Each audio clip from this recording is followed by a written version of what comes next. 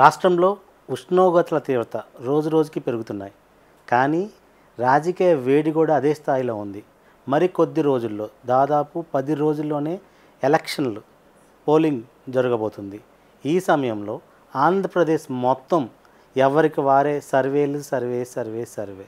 ఏ channel చూడు, ఎక్కడ చూడు, సోషల్ మీడియా చూడు, వాళ్ళ సర్వే ఇచ్చారు, వీళ్ళ సర్వే ఇచ్చారు అని సర్వేల మోత మోగుతుంది. సర్వేలతో రాజకీయ హీట్ని పెంచుతున్న వేళ ఈరోజు మనతో ఒక విశిష్ట అతిథి. ఆయన సర్వే చెప్తే నేను చెప్పిందే వేదం అంటాడు, నేను చెప్పిన వాళ్ళే గెలుస్తాను అంటాడు, నేను చెప్పిన వాళ్ళే ఓడతాను అంటాడు. అటువంటి కేకే సర్వేస్ ఓనర్ CEO మన ముందు ఉన్నారు. ఆయనతో ఈ వారం మన ఇంటర్వ్యూ. నమస్కారం. నమస్తే సార్. నమస్తే. సో కేకే సర్వీస్ అంటే ఒక ఫ్యాన్ ఫాలోయింగ్, కేకే సర్వీస్ అంటే ఒక బ్రాండ్. అసలు ఎందుకు వచ్చింది? అసలు కేకే సర్వీస్ని ఎందుకు నమ్మాలి? అంటే వచ్చింది మనకు అడ్వాంటేజ్ డిసడ్వాంటేజ్ రెండు అదేనండి. ఎందుకంటే మామూలుగా సర్వే కంపెనీకి ఒక అడ్వాంటేజ్ ఏంటంటే ఓన్లీ ఎమ్మెల్యేస్కి వాళ్ళతో కాంటాక్ట్ అయ్యి మేము సర్వేస్ చేస్తాం సార్ అని చెప్పి ఆ నియోజకవర్గం లేదా చుట్టుపక్కల నియోజకవర్గాలు తీసుకొని చేస్తూ ఉంటారు. మనం స్టేట్ వైడ్గా చేయడం వల్ల ఆ బ్రాండ్ నిలుపుకునే దానికి ఒకటి మొత్తానికి 175 చేయాల్సి వస్తుంది. ఓవరాల్గా డీటెయిల్గా కావచ్చు, మండల వారికి కావచ్చు, ఓవరాల్ కావచ్చు. ప్లస్ మనం పబ్లిక్ వీడియోస్ చేస్తుండడం వల్ల ఓవరాల్గా వాళ్ళు మనం ఫాలో అవ్వడం కానీ 2019 ఎక్కువ నమ్మడం కానీ ఏదైనా మిలియన్ వ్యూవర్షిప్స్ వెళ్ళడం కానీ సో మనం చెప్పే ప్రతి మాట చాలా జాగ్రత్తగా ఆచి చూసి చెప్పాల్సి వస్తుంటుంది. సో ఒకటి ఎమ్మెల్యేకి రిపోర్టు ఎంతో ఇక్కడ ఓపెన్గా మాట్లాడే విషయాలు కూడా అంతగా ఉంటుంది కాబట్టి దాన్ని నిలుపుకునేందుకు అంతే జాగ్రత్తగా చేస్తున్నాం కాబట్టి దానికి అంత వెయిటేజ్ ఎక్కువ ఉంది. 2019లో మీరు ఏం చెప్పారు, ఏం జరిగింది క్లుప్తంగా చెప్పండి. మనం తక్కువ 135 తగ్గమండి. దానిపైన +or-10 కావచ్చు, 15 కావచ్చు, 150 టచ్ అవ్వచ్చు. అంటే అప్పట్లో 150 నెంబర్ చెప్పాలంటే భయం వేసేది. ఎందుకంటే ఇప్పుడు తెలిసిపోయిన తర్వాత అప్పుడు చాలా గాలివాటం అండి, ఎప్పుడు ఎవరైనా చెప్పేస్తారని అంటారు అని మామూలు కమెంట్లో కూడా అప్పుడు చాలా ఈజీ సర్వే చేయడం, ఇప్పుడు చాలా కష్టం. మీరు ఇప్పుడు రిజల్ట్స్ వచ్చాక చూస్తున్నాం 150 వచ్చాక. కానీ 150 రాకముందు చెప్పడం ప్రతి నియోజకవర్గం చూడడం అప్పుడు సిట్టింగ్ గవర్నమెంట్ టీడీపీ ఉంది, సిట్టింగ్ నుంచి అపోజిషన్గా వైసీపీ వస్తుంది కాబట్టి అక్కడ చాలా క్లిష్టంగానే ఉంది అప్పుడు కూడా సర్వే. ఎప్పుడైనా ఆ టైం అయిపోయిన తర్వాత ఈజీ అనిపిస్తుంది. సో ఇప్పుడు ఎలాంటి పరిస్థితుల్లో అప్పుడు కూడా అలాగే ఉన్నాయి. సో 135 అన్నీ తగ్గదు అన్నప్పుడే చాలా విమర్శలు మేము ఎదుర్కొన్నాం. అలాగే 1 నుంచి 5 సీట్ల వరకు ఖచ్చితంగా జనసేన వస్తుంది అనుకున్నాం. ఆ లాస్ట్ 2-3 ఎడ్జ్లు మిగిలిపోయినాయి. రాజోలు గెలుస్తుందని చెప్పిన ఏకైక సర్వే కంపెనీ ఉంటుంది మొత్తం రాష్ట్రంలో తెలిసి రాజోలు వస్తుంది జనసేనకి అని చెప్పింది. అలాగే 25 సీట్లకి +or-5 ఉంటుంది అని చెప్పాం, 23కి వచ్చి ఆగింది. ఓవరాల్గా 175 నియోజకవర్గ వారిగా చెప్పినప్పుడు కూడా ఒక 5-6 క్యాండిడేట్లు మిస్ అయ్యారు మనం చెప్పినప్పుడు. మిగతా 169 సీట్ల నెంబర్ల మటుకు యాజ్ ఇట్ ఈజ్గా మనం చెప్పిన వాళ్ళు దిగారు. ఆల్మోస్ట్ 97-98% యాక్యురసీతో మనం చెప్పగలిగాం.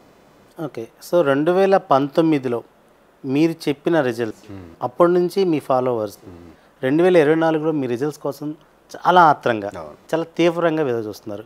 ఇప్పుడు చెప్పండి, 2024లో రిజల్ట్స్ ఎలా ఉండబోతున్నాయి, ఎవరు గెలుస్తున్నారు? మీరు straight point to point answer అంటే మటుకు ఖచ్చితంగా కూటమి గెలుస్తుందండి, దాంట్లో డౌట్ లేదు. ఎక్సెప్షనల్ కేసు 1% ఛాన్స్ ఉంది. ఎందుకంటే 70 నియోజకవర్గాల వరకు టైట్ ఫైట్ ఉంది. అద్భుతంగా ఏదైనా జరిగి ఈ టైట్ ఫైట్లన్నీ జరగగలిగితే మనం చెప్పినటువంటి వైఎస్ఆర్సీపీ కన్ఫామ్గా గెలిచే 33 సీట్లు ఈ 70 సీట్లో అధికంగా గెలవగలిగితే తప్పితే ఆ ఛాన్సెస్ చాలా తక్కువ. సో 99% ఛాన్సెస్ కూటమికే ఉన్నాయి. 100 సీట్లు తగ్గకుండా కూటమి గెలుచుకునేదానికి ఆస్కారం ఉంది. పైన 130కి వెళ్తుందా అనేది ఇంకా ఫ్యూచర్గా మన అబ్జర్వ్ చేసి చెప్పగలుగుతాం నెంబర్ని. సో 100 సీట్లు కూటమికి వస్తాయని ఎలా చెప్పగలుగుతున్నారు? ఎందుకు మీరు ఒక సర్వే చేస్తున్నప్పుడు ఒక నియోజకవర్గ స్థాయిలో మీరు ఏమేమి ఫాలో అవుతారు? సో ఏ బేసిస్ మీద ఈ నియోజకవర్గంలో ఇక్కడ కూటమి అభ్యర్థి గెలుస్తాడని చెప్పేసి నిర్ణయిస్తారు? అంటే మనం లాస్ట్ టైము ఫ్రెషర్గా స్టార్ట్ చేసామండి. మనం సాఫ్ట్వేర్ ఇంజనీర్ ఎక్స్పీరియన్స్తో వచ్చాము. మనకు డేటా సబ్జెక్టు ఇట్లాంటివి తప్పితే మామూలుగా ఈ పొలిటికల్ సబ్జెక్ట్ జీరో నాలెడ్జ్. మాది పర్సనల్గా కూడా పొలిటికల్ ఫ్యామిలీ కాదు. సో రాగా మనం నెంబర్స్ని వాటి మీద నమ్ముకొని ముందుకెళ్ళే వాళ్ళం. సో ఆ టైంలో మనం ఓపెన్గా చాలా చెప్పేవాళ్ళం. కానీ ఇప్పుడు ఏంటంటే నియోజకవర్గాలు ఓపెన్గా చెప్పట్లేదు. బట్ సర్వే స్టాండర్డ్స్ని అప్పుడు ఉన్నదానికంటే 5 times పెంచేసాం. అప్పుడు ఏంటంటే ఇండివిజువల్గా ఒక నియోజకవర్గం అంటే ఆ నియోజకవర్గానికి సర్వే చేసేవాళ్ళం. ఇప్పుడేంటి మనకు బ్రాండ్ నిలుపుకోవాలి కాబట్టి 175 నియోజకవర్గాలు ఒక 500 నుంచి 1000 శాంపుల్స్, చాలా తక్కువ శాంపుల్స్ అండి. బట్ ఆ శాంప్లింగ్స్తో మనకు పోటాపోటీలో ఉందా, బాగా మార్జిన్తో గెలుస్తున్నారా చెప్పడం కష్టమా, ఇలాంటి వరకు తెలుస్తుంది. ఈ ప్రాసెస్లో మనం చెప్తున్నప్పుడు ఒక ఆర్డర్ వచ్చింది అనుకోండి, దాంట్లో మనం అవుట్సోర్సింగ్ ఇస్తాం. వాళ్ళు క్లయింట్ అడిగిన టైం ప్రకారం ఒక కంపెనీకో 2 కంపెనీలకో, అయ్యా మాకు ఇక్కడ సర్వే చేసి పెట్టండి, ఎమ్మెల్యే మనల్ని ఎట్ట అడుగుతారో మాకు ఇక్కడ సర్వే చేసి పెట్టండి, నాతో పాటు ట్రావెల్ చేసిన వాళ్ళకి నాకు నమ్మకంగా ఉన్న సర్వే కంపెనీకి ఇస్తాను. వాళ్ళు ఒక రిపోర్ట్ ఇస్తారు. ఇప్పుడు అది సెకండ్ రిపోర్ట్ అయింది. నాకు ఇంతకుముందు ఉన్న ఎక్స్పీరియన్స్తో ప్రతి నియోజకవర్గంలో మీలాంటి ఒక పర్సన్ నాకు పరిచయం ఉన్నారు కాబట్టి వాళ్ళ చేత నేను విలేజ్ వారీగా తెప్పించుకోగలుగుతాను. వాళ్ళు డాక్టర్ ఉండొచ్చు, లేకపోతే పెద్ద ఇంజనీర్లు ఉండొచ్చు, కాంట్రాక్టర్ ఉండొచ్చు, లేకపోతే ఎక్స్ పొలిటీషియన్స్ అయి ఉండొచ్చు, లేదా వర్కర్ అయి ఉండొచ్చు. వాళ్ళకి ₹1,00,000 ఎంతో కొంత ఇచ్చి మనం తెప్పించుకుంటాం. కొంతమంది డబ్బులు ఇచ్చే పొజిషన్ కూడా మనం ఉన్న వాళ్ళ రేంజ్ వేరే ఉంటుంది. కాకపోతే గ్రామ స్థాయిలో వాళ్ళు రిపోర్ట్ ఇవ్వగలుగుతారు, ఈ గ్రామంలో ఇలా ఉంది, ఈ గ్రామంలో ఈ క్యాస్ట్ వాళ్ళు ఇలా మల్లుతున్నారని. సో ఇప్పుడు 3 రిపోర్ట్లు కన్సాలిడేట్, దీన్ని మనం కన్సాలిడేట్ చేసి మనం ఒక రిపోర్ట్ వచ్చి దాన్ని ఒక వెరిఫై చేసి మనం ఇస్తాం. ఇన్ని లేయర్స్ పోయినసారి ఉండే కాదు. ఈ విధంగా ఆర్డర్ వచ్చినప్పుడు ప్రతిసారి మనం డబ్బులు పెట్టుకోలేం కాబట్టి ఆర్డర్ వచ్చినప్పుడు అదే పర్సన్ పక్కన కూడా పెట్టుకొని ఇంకో 4 నియోజకవర్గాలు కవర్ చేసుకుంటాం. ఈ విధంగా మనం 70 నుంచి 80 నియోజకవర్గం వరకు ఈ రోజుకి ఈ క్షణం నేను ప్రతి గ్రామం ఎలా ఉందో ఆ గ్రామం చెప్పగలుగుతాను. మొత్తం రాష్ట్రంలో 70 నియోజకవర్గాలు, 80 నియోజకవర్గం వరకు, ఒక 30 నుంచి 40 నియోజకవర్గాల వరకు మండల స్థాయిలో మనం చేయగలిగాం ఎక్స్ట్రాగా. మొత్తం 175 నియోజకవర్గాలు హై లెవెల్లో ఎలా ఉందో చెప్పగలుగుతాను. పిఠాపురంలో పవన్ కళ్యాణ్ గెలుస్తాడా గెలవడా? సార్ ఇండివిజువల్ నియోజకవర్గాలు ఇప్పటిదాకా నేను ఎప్పుడూ ఓపెన్ చేయలేదు. మంచి గెలిచేదానికి ఎక్కువ ఛాన్సెస్ ఉన్నాయి సార్. మామూలు ఇండివిజువల్ నియోజకవర్గం అడగకుండా నేను చెప్పండి. ఎందుకంటే మనం ఒక క్లయింట్ సేల్ చేస్తున్నప్పుడు ఆ క్లయింట్ యొక్క మనం దాన్ని మెయింటైన్ చేస్తూ ఉంటాం సార్, రెస్పాన్సిబుల్గా తీసుకొని. సో ఒకరికి అమ్మి ఇంకొకరికి అమ్మేది ఉండదు అది రిపోర్టు. అలాగే ఆ రిపోర్ట్ని వేరే వాళ్ళకి షేర్ చేసేది ఉండదు. ఆ సీక్రెసీని మటుకు మెయింటైన్ చేస్తూ ఉంటాం సార్. అంటే ఫస్ట్ టైంకి ఇప్పటికి ఏంటంటే ఆ బ్రాండ్ని ఆ స్టాండర్డ్ ఫస్ట్లో ఏదో సినిమా చేసాం అనుకోండి, వచ్చింది ఏదో చేసాం, ఈ క్లిక్ అయింది. కానీ ఈసారి అలా పడితే అలా చేయలేదు కదా, చాలా జాగ్రత్తగా కాన్షియస్గా చేస్తున్నట్టు అది మెయింటైన్ చేస్తూ చాలా జాగ్రత్తగా చేస్తున్నాం. మీరు అడిగిన దానికి ఒక గర్భంగా చెప్పాలంటే గెలిచేదానికి ఆస్కారం ఎక్కువ. కంపేర్ టు పవన్ కళ్యాణ్ కూటమి ఉంది కదా, సో బీజేపీకి ఎన్ని సీట్లు రావచ్చు 10లో? సార్ ఇండివిజువల్గా నెంబర్స్ బీజేపీది ఒక 5 మినిమం ఉంటుంది సార్. దానిపైన అనేది వెరిఫై చేయాలి, ప్లస్ ఆర్ మైనస్ అనేది. ఇంకా ఇప్పుడు టైట్ ఫైట్లో ఉంది సార్, బీజేపీ ఉన్నాయని టైట్ ఫైట్లో ఉన్నది. టీడీపీకి ఉన్న అడ్వాంటేజ్ ఏంటంటే టీడీపీ గెలుచుకోదగ్గ గ్యారంటీ సీట్లు 144 సీట్స్లో అది మంచి నెంబర్స్ తీసుకుంది. టైట్ ఫైట్లన్నీ కొంచెం అటు ఇటుగా ఉన్నాయన్నమాట అవి, అందుకని కాన్ఫిడెంట్గా చెప్పలేకపోతున్నాను నెంబర్ ఎగ్జాక్ట్గా. సో పవన్ కళ్యాణ్ జనసేన ఎన్ని సీట్లు గెలిచి? సేమ్ అంతే సార్, మామూలుగా 10కి తగ్గకుండా పైనే ఉంటాయి సార్. 10 పైన అనేది ఆ టైట్ ఫైట్లు బట్టి ఆధారపడుతుంది. 100% యాక్యురసీ, నేను 100కి 100% అన్నారు, అది జరగదా? దేంట్లో సార్? జనసేన గెలుచుకునే సీట్లు పవన్ కళ్యాణ్ ఏమంటాడంటే 100% యాక్యురసీతో నేను గెలుస్తాము, 20 సీట్లకి 20 సీట్లు మావే అని అంటున్నారు కదా. 20కి 20 వచ్చే 21 పవన్ కళ్యాణ్ కాకుండా 20 పవన్ కళ్యాణ్ 20 రావు సార్, 20కి 20 రావు. 50% ఛాన్స్ ఉంది. 50 కదా సార్, 50% కన్ఫామ్ గెలుస్తాయి. 50 అబౌవ్. ఎందుకంటే 1-2 కన్ఫామ్ ఓడిపోయే నియోజకవర్గాలు ఉన్నాయి. అవి మరి వాళ్ళు ఎంత కాన్ఫిడెంట్గా ఉన్నారో తెలియదు, మరి ఓవరాల్గా చూడాలి. 10 అయితే కన్ఫామ్గా వస్తాయి. 10 పైన 15 దగ్గర ఆగుద్దా, 12 దగ్గర ఆగుద్దా, 17-18 దగ్గరికి వెళ్తుంది అనేది ఆ టైట్ ఫైట్లు ఈ కన్వర్ట్ మీద ఆధారపడుతుంది ఈ 10 రోజుల మీద. ఓకే, ఎంపీ స్థానాల మీద ఏమైనా ఇవ్వగలరా? ఎంపీలు ఎన్ని వస్తాయి? ఎంపీ స్థానాలు ఇంకొక 1 or 2 days పడుతుంది సార్. ఆల్రెడీ కన్సల్టేట్ చేస్తున్నాం ఈ టైట్ ఫైట్లో. ఎంపీ స్థానాలు మేము ఒక నెంబర్ చెప్పాలంటే చాలా భయంగా జాగ్రత్తగా చెప్పాల్సి వస్తుంది సార్. మీరు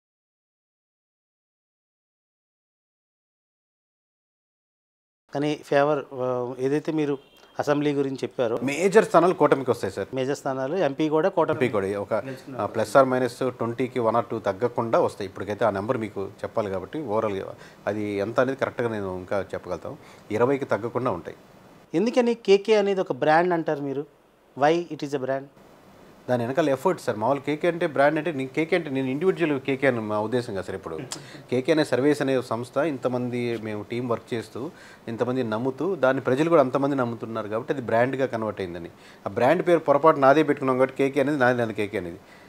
అది జాన్ కానీ అదే చెప్పుండేవాడిని. ఇప్పుడు కేకే అంటే నేను నా గురించి చెప్తున్నాను కాబట్టి అట్లా ఫీల్ అవుతారు. అందరికీ కేకే అంటే పలసరని తెలుసు కానీ పూర్తి పేరు ఎవరికి తెలియదు.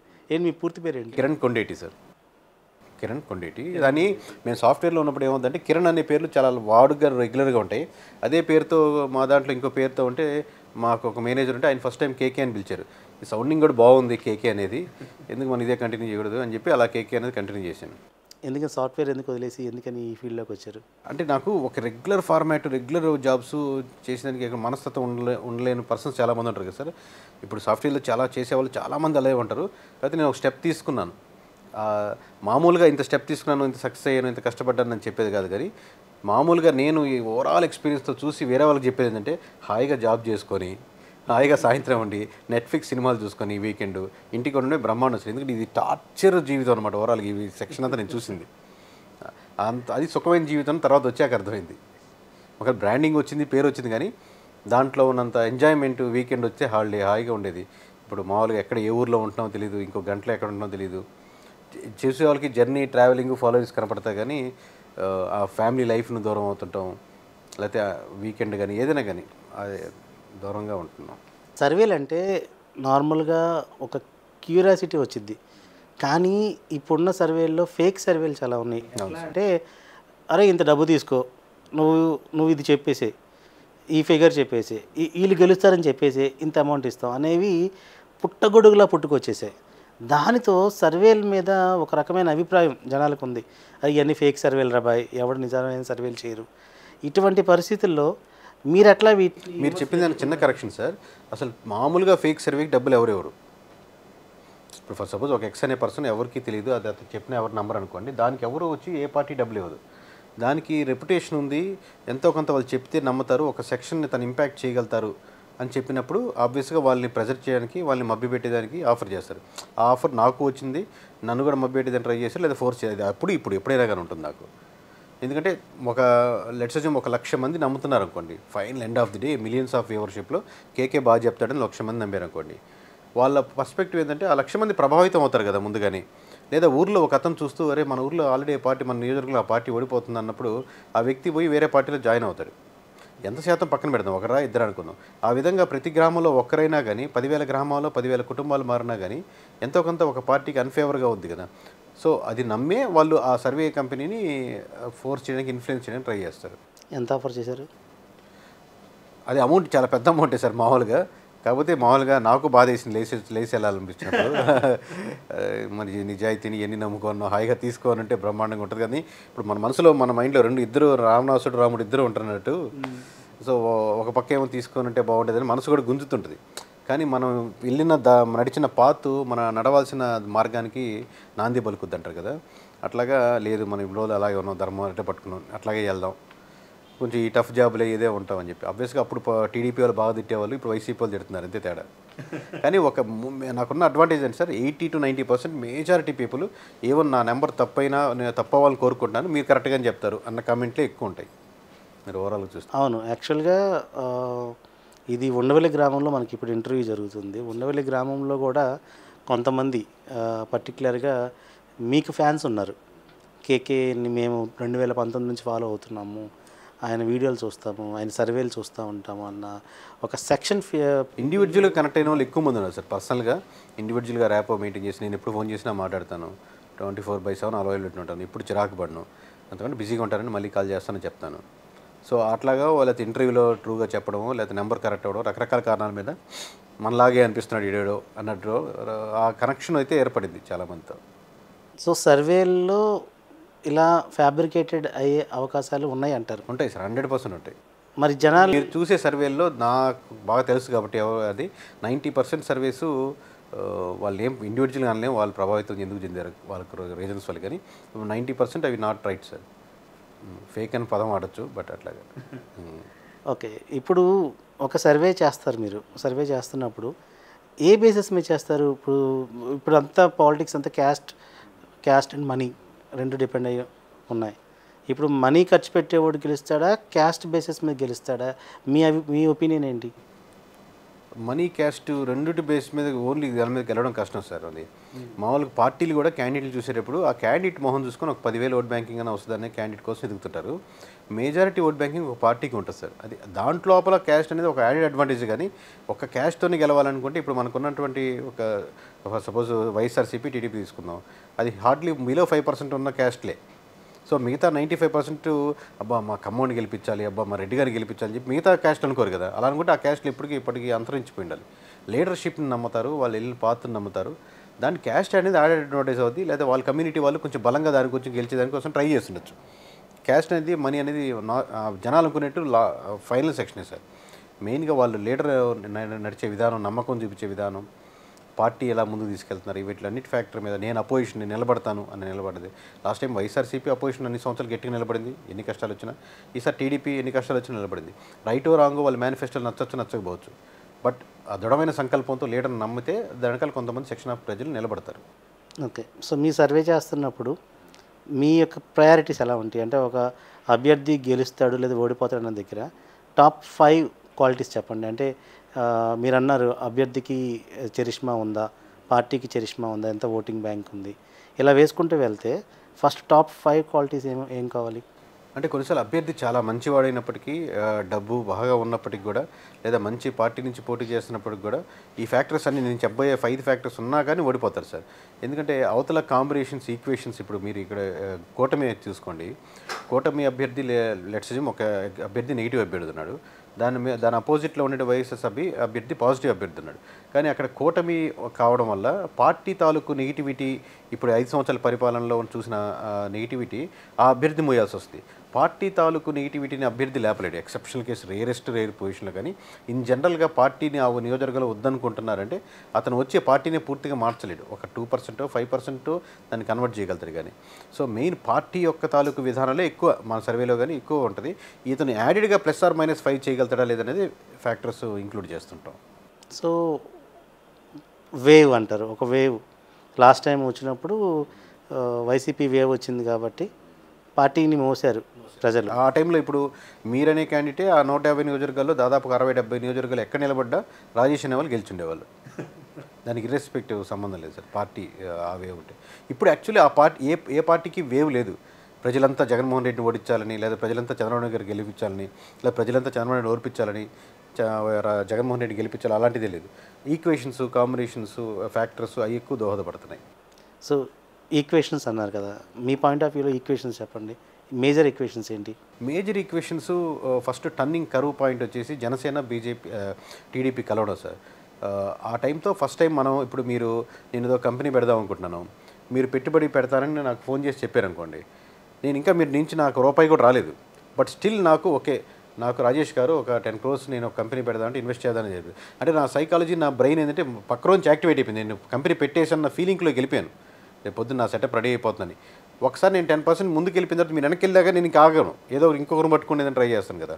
అలాగా ఒకసారి జనసేన టీడీపీ కాంబినేషన్ అవుతుంది అన్నప్పుడే అవతల వాళ్ళకి కొంచెం నెగిటివిటీ అయింది, వీళ్ళకి కొంచెం పాజిటివ్ ఎనర్జీ వచ్చింది, మనం గెలుస్తున్నాం ఈసారి నమ్మకం కలిగించింది అన్నమాట. అది తర్వాత 1 by 1 దానికి ఏడైంది. ఫస్ట్ ఈక్వేషన్ అది, ఈక్వేషన్ సెట్ అవ్వడం. మీ సర్వేలో జనసేన ఓటు క్రాస్ ఓటింగ్ పడకుండా కరెక్ట్గా వెళ్ళి తెలుగుదేశంకి పడతా అంటే ఒక్కొక్క ఏరియాలో ఒక్కొక్క రకంగా ఉంది సార్. ఇది కృష్ణా గోదావరి జిల్లాలో అది 50 to 60% ఉంది. మీరు గోదావరి జిల్లాలో ఒక 80% ఉంటుంది, రాయలసీమ జిల్లాలో మళ్ళీ ఒక 40 to 50% మాత్రమే ఉంటుంది. ఇట్లా చాలా ప్లేస్ని బట్టి మారుతూ ఉంటుంది. బట్ 100% ఏంటంటే 100% వాళ్ళే సాటిస్ఫాక్టరీగా అయితే లేరు ఆబ్వియస్గా. ఎందుకంటే వాళ్ళు ఒక 175 కంటెస్ట్ చేయాలని ట్రై చేశారు ఫస్ట్ ఇనిషియల్లీ. లీడర్షిప్కి ఆ నమ్మకం లేదు మనం తెచ్చుకోగలుగుతాం అనేది సెవరల్ రీజన్స్. ఆ తర్వాత కనీసం ఒక 50 నియోజకవర్గాలన్నా వస్తాయేమో లే మన జనసేనకి, పవన్ కళ్యాణ్ పవర్ స్టార్ అనుకుంటాం కదా. సో 50 నుంచి కనీసం 30 నుంచి 20లో కూడా 10 వేరే వాళ్ళు. సో ఈ డిఫరెన్సెస్ చూపిస్తున్నారు. ఓన్లీ ఒక సాటిస్ఫాక్టరీ ఒక పాయింట్ ఏంటంటే ఓకే మనం సపోర్ట్ చేయాలి కంటిన్యూస్గా, లేకపోతే అపోజిషన్కి మనం ఉండిపోతామో ఎప్పుడు రాదేమో అని చెప్పి ఇప్పుడు దాన్ని సాటిస్ఫై చేయాలన్నమాట. అంటే మీరు ₹1,00,000 శాలరీ ఎక్స్పెక్ట్ చేసి ఒక 20,000కి సాటిస్ఫై అక్కడ జాబ్ చేస్తున్నట్టు. నోటా. సో కొంతమంది జనసేన వాళ్ళు మేము నోటాకి వేస్తాం అనే వాళ్ళు బ్యాచ్ ఉంది కదా, లేదంటే ఇలా ఎవరైతే ఇప్పుడు జనసేనలో అసంతృప్తులు ఏజ్ ఫ్యాక్టర్ చూసుకుంటే మీ సర్వేలో 30 below or 40 below or 40 above ఈ ఏజ్ గ్రూప్స్లో ఎవరు కూటమికి సపోర్ట్గా ఎవరు కూటమికి యాంటీగా ఉన్నారు? అంటే యూత్లో ఎక్కువ జనసేనకు సపోర్ట్ ఉన్నారు సార్. అంటే యూత్ అంటే జనసేన ఫాలోయర్స్లో ఇప్పుడు జనసేన ఈ కూటమిలో భాగస్వామ్యం అవ్వడం వల్ల జనసేనకు సపోర్ట్స్ ఎక్కువ ఉన్నారు. అరౌండ్ 80% వరకు సపోర్ట్స్ ఉన్నారు. బట్ దాంట్లో కూడా జనసేనని పవన్ కళ్యాణ్ కాబట్టి మేము ఎలా అయినా ఫాలో అవుతాం అనే సభ్యులు ఎక్కువ మంది సపోర్ట్ చేస్తున్నారు. కానీ పవన్ కళ్యాణ్ నిజాయితీగా, న్యాయంగా, ఒక లైన్గా తను ఎవరికి లొంగకుండా, ఏ పార్టీతో కలవకుండా తను ఒక ఆల్టర్నేటివ్గా చేస్తారు అనే ఒక నమ్మకం ఉంటుందండి జనసేన అభిమానులే. బట్ ఈ లైన్ కూడా ఉంటుంది. మేబీ ఒక క్యాస్ట్ ఈక్వేషన్ అయ్యే ఉండొచ్చు, బట్ వేరే లైన్లో ఎక్స్పెక్ట్ చేసిన వాళ్ళు దాన్ని జీర్ణించుకోలేకపోతున్నారు. సేమ్ మళ్ళీ రెగ్యులర్ పొలిటీషియన్ అయిపోయినప్పుడు వాళ్ళు కన్విన్స్ కాలేకపోతున్నారు. ఏజ్ ఫ్యాక్టర్ ఉంటుందా, లేదంటే నేను అన్నట్టు ఏజ్ ఫ్యాక్టర్ ఉంటుంది సార్, కంపల్సరీ ఏజ్ ఫ్యాక్టర్ ఉంటుంది. అంటే యూత్ ఎలా ఉంది, అబోవ్ యూత్ ఎలా ఆలోచిస్తుంది? అదే సార్ మీరు చెప్పినట్టు 80% సపోర్ట్గా ఉన్నారు mostly. More than 40 years age వాళ్ళు, మోర్ దెన్ 40 years ఏజ్ వాళ్ళు అక్కడున్న లీడర్ని బట్టి, ఎవరు కంటెస్ట్ చేస్తున్నారని బట్టి, దాన్ని బట్టి వాళ్ళు ఈక్వేషన్స్ మారుతున్నాయి. 40%, 60%, 50% చేంజ్ అవుతుంటుంది. సో ఇదే ప్రశ్న నేను తిరిగి అడుగుతాను. తెలుగుదేశానికి వస్తే జనసేన నుంచిన దగ్గర కావచ్చు, లేదంటే బీజేపీ నుంచిన దగ్గర కావచ్చు, తెలుగుదేశం ఓట్లు గుంపగుత్తిగా వీళ్ళకి పడతాయా? అది పడుతున్న దానికి అవకాశం ఉంది సార్. కాకపోతే వీళ్ళు నిలబడ్డ నాయకత్వం వాళ్ళ ఫెయిల్యూర్ ఏంటంటే దాన్ని కలుపుకోకపోవడం. ఓవరాల్గా ఇప్పుడు ఒకసారి జనసేన క్యాండిడేట్ ఉన్నారంటే ఈ టీడీపీ వాళ్ళంతా కలుపుకొని పోవాలి. ప్లస్ ఆ నెంబర్స్ ముందుగా ఇచ్చుంటే బాగుండేది. కూటమి జెల్ అయి ఉండేవాళ్ళు. ఇంకా వీళ్ళు జెల్ అయ్యారు కానీ వీళ్ళిద్దరు నాయకులు ఇద్దరు జెల్ అయ్యారు కానీ కింద నాయకులు జెల్ అవ్వాలి కదా. సో అట్లా మీరు పెళ్ళి అయింది, మీ భార్య మీరు జెల్ అవ్వడం వేరు, మీ భార్య మీ అమ్మగారు జెల్ అవ్వడం టైం పడుతున్నట్టు.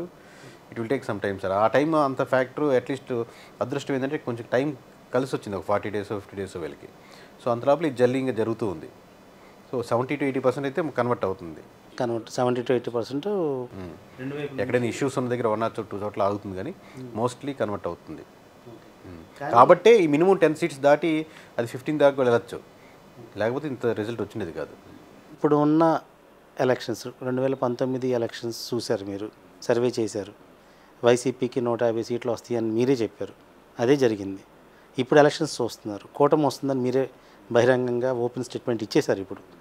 సో లాస్ట్ ఎలక్షన్స్లో ఈ ఎలక్షన్స్కి ఒక 2 మేజర్ డిఫరెన్సెస్ ఏమైనా ఉంటే చెప్పండి. 2 మేజర్ డిఫరెన్స్ ఏంటంటే సార్, ఆ టైంలో టీడీపీ మీద విపరీతమైన వ్యతిరేకత ఎంప్లాయీస్లో, లేకపోతే మామూలుగా ఒక కమ్యూనిటీ బేస్డ్లో ఒక కమ్యూనిటీ డామినేట్ అయిపోతుందనో ఇలాంటివి ఉన్నాయి. ఇప్పుడు అక్కడ మీ fill up the blanks and dash దగ్గర ఇప్పుడు పేరు మార్చి ఇప్పుడు వైసీపీ మీద అదే వ్యతిరేకత ఉంది. ఎంప్లాయీస్లో కమ్యూనిటీ బేస్డ్లో డామినేషన్ అయిపోతుంది అనేది ఒకటి. అక్కడ పేరు మారింది ఫిలిప్ ద బ్లాంక్స్లో. 2 అప్పుడు ఇండివిజువల్గా టీడీపీ పోటీ చేసింది, ఇప్పుడు కూటమి తరఫున పోటీ చేస్తుంది, కలిపి పోటీ చేసుకుంటుంది. మీరు ఇండివిజువల్గా వెళ్ళొద్దు అంటున్నారు కాబట్టి వెళ్ళట్లేదు, కానీ ఒకటైతే లీక్ చేశారు పవన్ కళ్యాణ్ గారిది. ఇంకొక నియోజకవర్గం అడగొచ్చా? ఏంటి సార్? తెనాలి మనోహర్ గారు గెలుస్తారా లేదా? మనోహర్ గారు బాగుంటుంది సార్. మనోహర్ గారికి వెళ్ళకపోతే పద్ది ఆటదు. సరే, మీరు ఓపెనింగ్గా సహకరిస్తారు కాబట్టి ఇంకొక నియోజకవర్గం వద్దు సార్, చాలా సార్ మామూలుగా. అంటే మనం ఉండి చేస్తున్న నియోజకవర్గం కాబట్టి, మీరు మంగళగిరిలో ఉన్నారు కాబట్టి మంగళగిరి గురించి మీ అభిప్రాయం ఏంటి? అదే మెజారిటీ లెక్కేసుకోవచ్చు సార్, ఎంత మెజారిటీ వస్తుందని. 10,000, 20,000, 30,000 అనేది చూసుకోవాలి. మెజారిటీ తగ్గే అవకాశాలు ఉన్నాయా? అదే సార్, మెజారిటీ మీద క్వశ్చన్లు ఉండాలి అంటున్నాను. మీ క్వశ్చన్ సమాధానం గెలుస్తారా అన్నది గెలుస్తారు, కాకపోతే మెజారిటీ మీద చూసుకోవాలి అంటున్నాను. అడగొద్దంటారా? నెక్స్ట్ క్వశ్చన్, ఎంత మెజారిటీ గెలుస్తారు? అది 10,000 తగ్గదు సార్, పైన ఎంత అనేది చూసుకోవాలంటున్నది. 10,000 తగ్గదు. Very good. ఇంకొక నియోజకవర్గం ఏంటి సార్? ఇక్కడ చంద్రబాబు నాయుడు పోటీ చేస్తున్న నియోజకవర్గం, అందులో చంద్రబాబు నాయుడు గెలవడు అనే ఒక వర్గం గట్టిగా అది ఇంపాసిబుల్ కేసు. ఇన్ని సీట్లు మామూలుగా 130 దాకా వెళ్ళొచ్చు, 100 సీట్లకి అంతాపతంగా చెప్తున్నప్పుడు అసలు కోర్ సీటు ఓడిపోకడం అంటూ ఉండదు కదా సార్. కడప పరిస్థితి ఏంటండి? కడపలో షర్మిల గారు గెలిచే అవకాశాలు ఉన్నాయా? కష్టమే సార్, కాకపోతే ఎంతో కొంత ఇంపాక్ట్ అయితే చూపిస్తున్నారు. గెలవదు షర్మిల. ఆ మాట నేను అంటలేదు సార్, మామూలు కష్టమే, కాకపోతే ఎంతో కొంత ఇంపాక్ట్ చూపిస్తారంటున్నాను. రాజధాని అంశం తీసుకుంటే రాజధాని ఎఫెక్ట్ ఈ ఎన్నికల మీద ఉంటుందా ఉండదా? అంటే కృష్ణా గుంటూరులో ప్రధానంగా ఉందండి ఎక్కువ బాగా ఇంపాక్ట్. అంటే వాళ్ళు చంద్రబాబు వస్తే అద్భుతంగా డెవలప్ అయిపోద్దని స్టార్టింగ్లో నమ్ముంటే యాక్చువల్లీ అన్ని సీట్లు డిఫరెన్స్ వచ్చింది. ఎందుకంటే రాజధానిలో ఓడిపోయింది కదా టీడీపీ. సో అది కాదు, కానీ వైఎస్ఆర్సీపీ వచ్చినాక రాజధాని డెవలప్మెంట్ ఆగిపోయింది అన్నమాట బలంగా నమ్ముతున్నారు. ఇప్పుడు అది కంటిన్యూ చేసి ఉంటే మామూలుగా వేరే దగ్గర వేరే క్యాపిటల్స్ ఉంటాయి, ఇంకో 3 క్యాపిటల్స్ ఉంటాయి అన్నారు, ఓకే. బట్ ఇది క్యాపిటల్ని కంటిన్యూ చేసి డెవలప్మెంట్ కానీ ఇక్కడ కానీ కనపడి ఉంటే దాని ఎఫెక్ట్ చాలా తక్కువ ఉండేది. కానీ అది పూర్తిగా వీళ్ళకి రేట్లు పడిపోవడం లేకపోతే అస్తవ్యస్తంగా ఉండడం వల్ల చంద్రబాబు ఉంటే ఇంకా బాగుండేదేమో అని ఒక చిన్న ఫీలింగ్ మళ్ళీ వెనక్కి వెళ్ళాల్సి వస్తుంది అనమాట.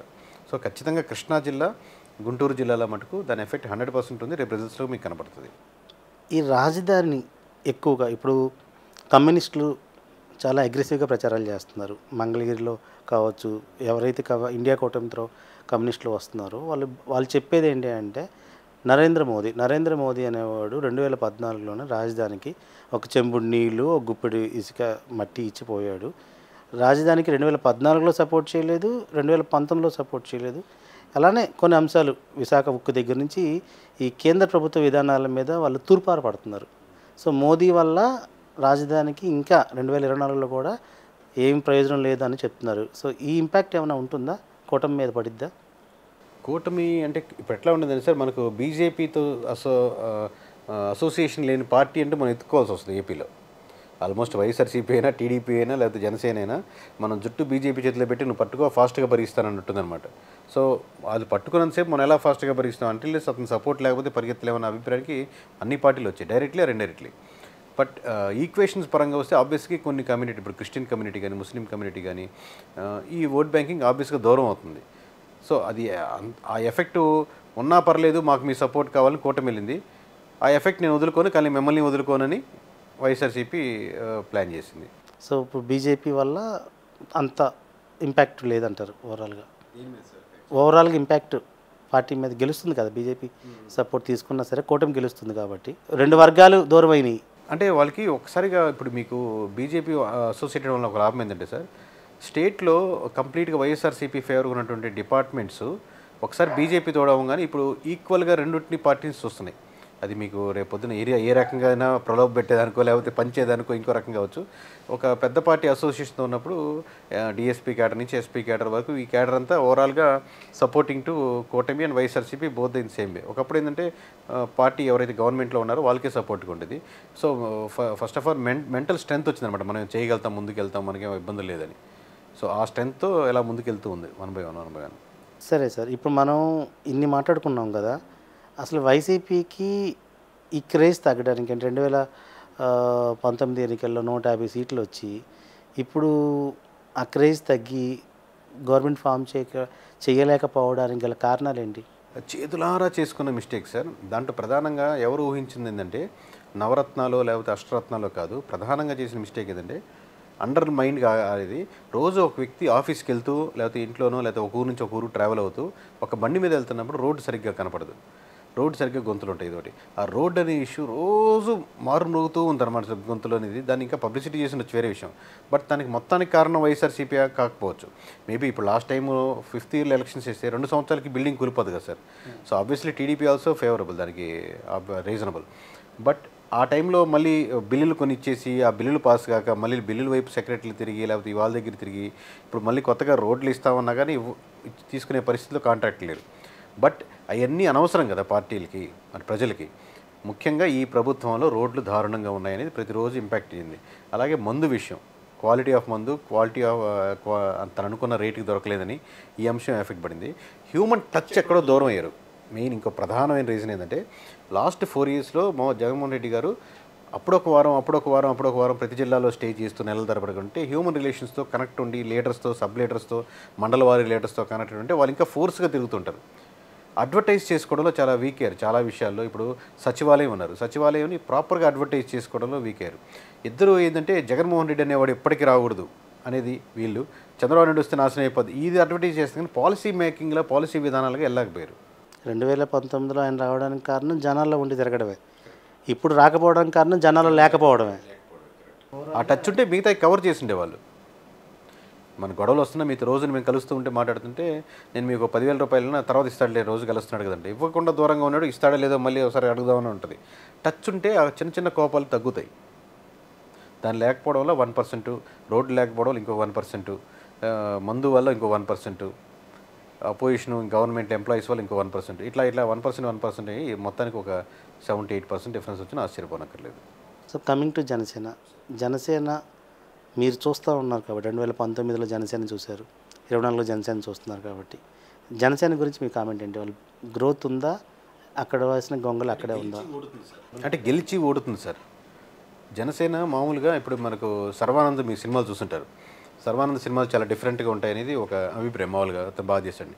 అలా కాకుండా రెగ్యులర్ ప్యాటర్న్లో మీరు ఒక సినిమా తీసి సినిమా హిట్ అయింది అనుకోండి, సినిమా హిట్ అవుద్ది. సర్వానంద్ అనేవాడు ఫెయిల్ అయ్యాడు.